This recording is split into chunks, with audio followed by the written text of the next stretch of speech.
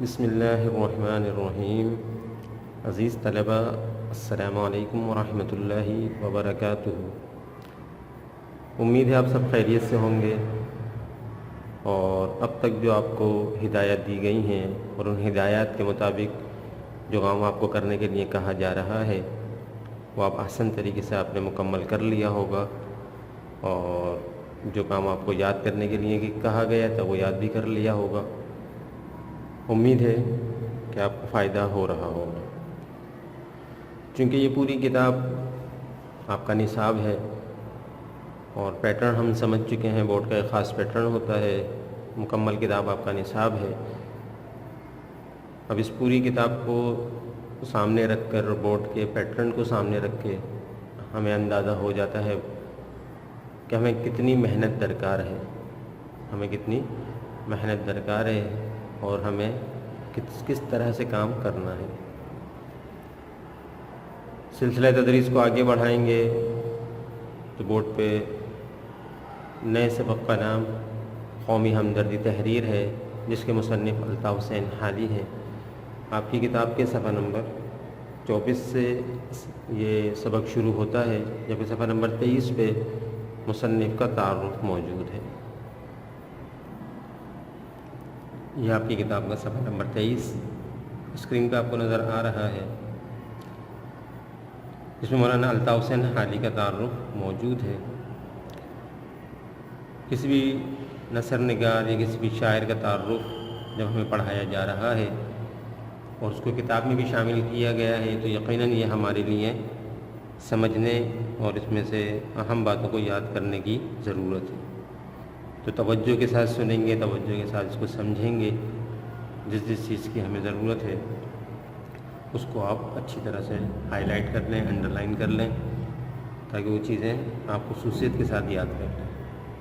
سلسلہ تدریس کو آگے بڑھاتے ہیں۔ صفحہ نمبر 23 پہ پہلے ہم حالی کا تعارف پڑھ لیتے ہیں، جو یہاں مختصر موجود ہے۔ مولانا الطاف حسین حالی، ولادت 1837، وفات 1914۔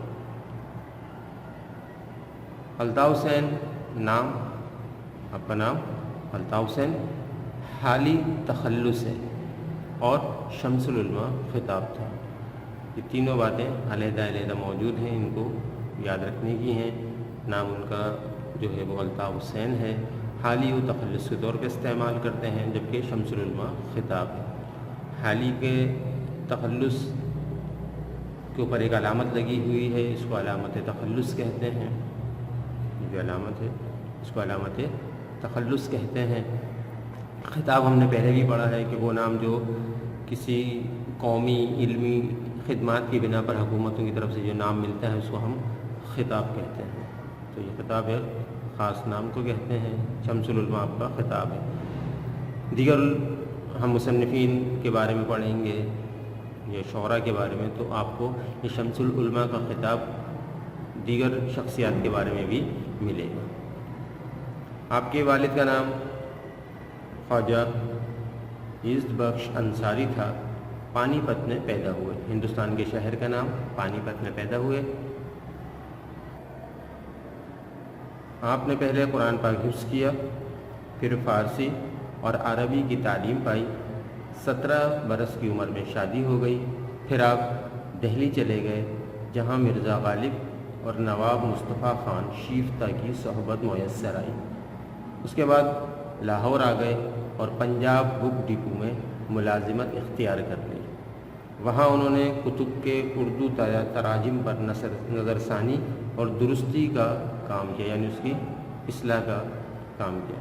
اس کام سے حالی کو انگریزی زبان اور اس کے ادب سے آگاہی حاصل ہوئی، اور یہیں انہوں نے مولانا محمد حسین آزاد کے ساتھ مل کر موضوعاتی مشاعروں کی بنیاد ڈالی، جن میں شاعر مختلف موضوعات پر نظمیں لکھ کر لایا کرتے تھے۔ انہی مشاعروں میں حالی نے برکھا رود، رحم و انصاف، حب وطن اور امید کے عنوان سے نظمیں پڑھی۔ حالی نے سر سید کی تحریک پر اپنا مشہور مسدس مد و جزر اسلام بھی لکھا، جو مسدس حالی کے نام سے مشہور ہوا۔ یہ حالی کی ایک طویل نظم ہے۔ جس کے اندر حالی نے اسلام کے مسلمانوں کے بارے میں بہت ساری چیزوں کو بیان کیا ہے، ان کے عروج کے اسباب، ان کے زوال کے اسباب، ان کے پستی کے اسباب، ان کی کیا ضرورت ہے، ماضی میں مسلمانوں نے کیا کچھ کارنامے انجام دیے۔ طویل نظم ہے جو ہمیں پڑھنی چاہیے، ہم اس کو مختلف حصوں میں پڑھتے رہیں، لیکن موقع نکال کے، وقت نکال کے اس کو پورا پڑھنے کی کوشش کریں۔ تو یہ حالی کا مسدس حالی بہت مشہور ہے۔ حیات سعدی، مقدمہ شعر و شاعری، یادگار غالب اور حیات جاوید حالی کی اہم نثری تصانیف ہیں۔ تصنیف کی جمع تصانیف ہوتی ہے، تصنیف کہتے ہیں لکھی ہوئی کتاب کو۔ نثری تصانیف کا مطلب ہوا کہ جو نثر کی صورت میں لکھی گئی ہیں، جیسے اب یہ مضمون ہم پڑھ رہے ہیں یہ حالی کا نثر کی صورت میں ہے، تو ہمیں معلوم یہ چلتا ہے کہ حالی شاعر ہونے کے ساتھ ساتھ ایک اچھے نثر نگار بھی تھے۔ یہاں تک ہم نے حالی کا تعارف پڑھ لیا، اہم باتوں کو سمجھ لیا۔ سلسلہ تدریس کو آگے بڑھاتے ہیں۔ صفحہ نمبر 24 سے سبق کی باقاعدہ بلند خوانی کا آغاز ہوتا ہے۔ آپ صفحہ تبدیل کریں۔ صفحہ نمبر 24 سے سبق کا آغاز ہوتا ہے، اس کو شروع کرتے ہیں۔ بسم اللہ الرحمن الرحیم۔ پہلے پیراگراف میں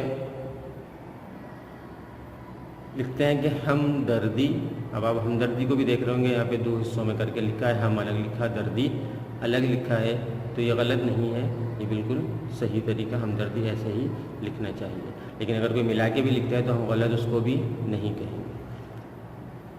تو کہتے ہیں کہ ہمدردی کا لفظ ہم اور درد دو فارسی کلموں سے مرکب ہے، یعنی مل کر بنا ہے۔ مرکب یعنی دو فارسی کلموں سے مل کر بنا ہے۔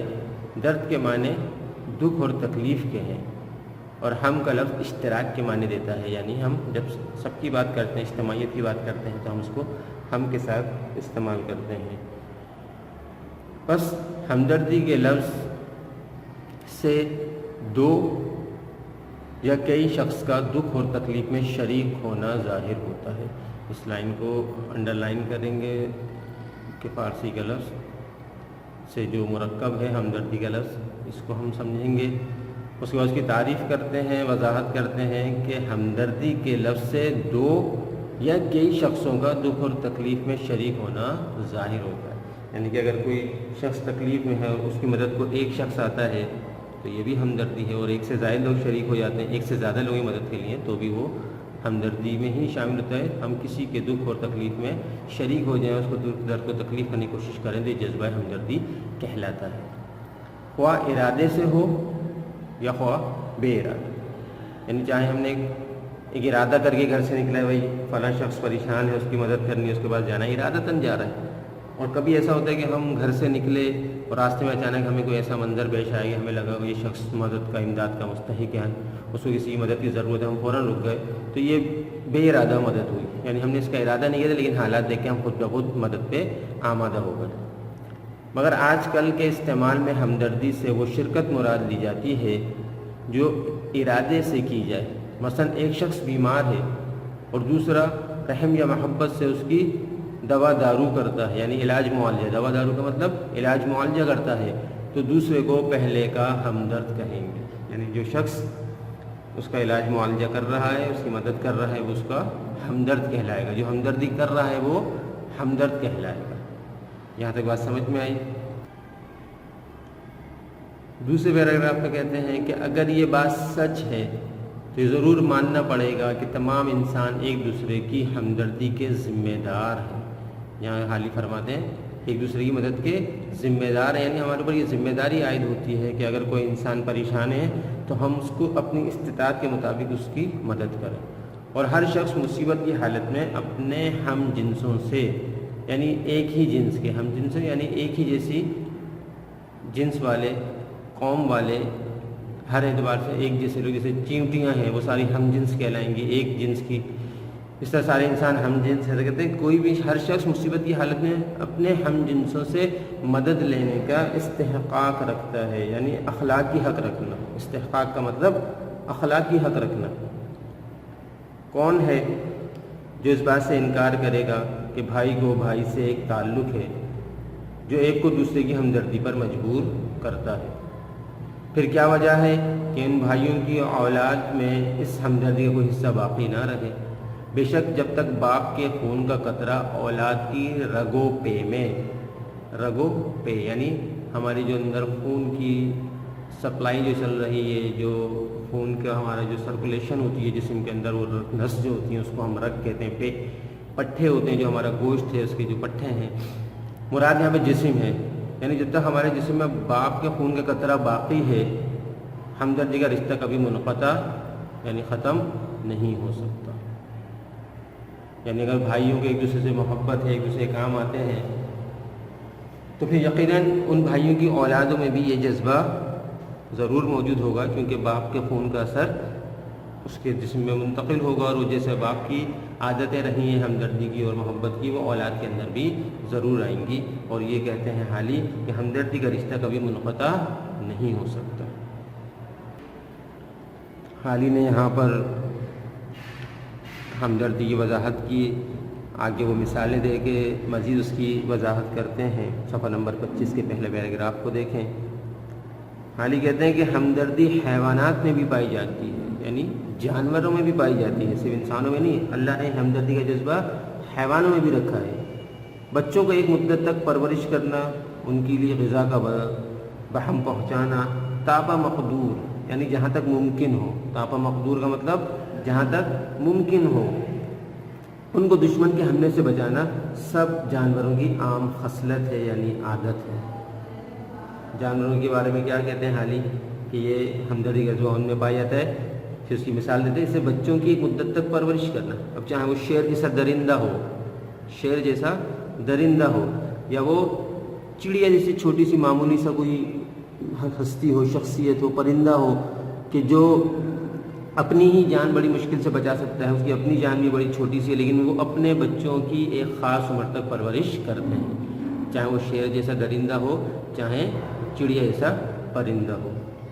اس کے علاوہ ان کی غذا کا بہم پہنچاتے ہیں، جہاں تک ممکن ہو ان کو دشمن کے حملے سے بھی بچانے کی کوشش کرتے ہیں۔ اگر ان کے بچوں کو کوئی دوسرا جانور نقصان پہنچانے کی کوشش کرے تو یہ جتنے بھی اپنی مخلوقات ہیں اللہ نے جو حیوانات بھیجے، چاہے وہ چھوٹے ہوں اپنی ذات کے اعتبار سے، اپنی جسامت کے اعتبار سے، لیکن وہ کوشش کرتے ہیں کہ اپنی اولاد کو دشمن کے حملے سے بچا سکیں۔